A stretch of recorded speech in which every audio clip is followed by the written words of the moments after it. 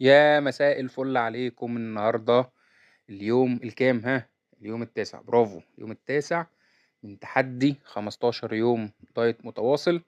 خلاص هانت، ناقص حوالي 6 ايام ونخلص التحدي ونوزن نشوف عملنا ايه النهارده بقى.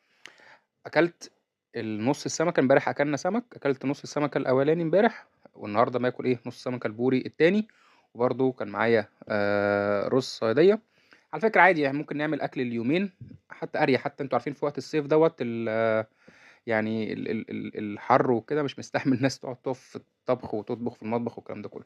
طبعا الرز وبابا غنوج، وطبعا النهارده كان معايا كابوتشا. خضروات مهمة جدا، مهمة جدا. خضروات، سلطة، خيار، جرجير، كابوتشا، كتر زي ما انتوا عايزين. ده كان في الغداء. في العشاء بقى النهارده الصيف بحب الايه، البطيخ الساقع. نقطع كده البطيخ، نحطه في التلاجة يسقع شوية، نتعشى بيه بالليل. تبقى أكلة كده خفيفة كده، وجبة خفيفة أو جميلة. وعلى فكرة يعني برضو إيه بين الوجبات، يعني لو في ناس بتحب طبعا السناكس وكده، برضو البطيخ حلو جدا والتفاح، كل دي حاجات كويسة.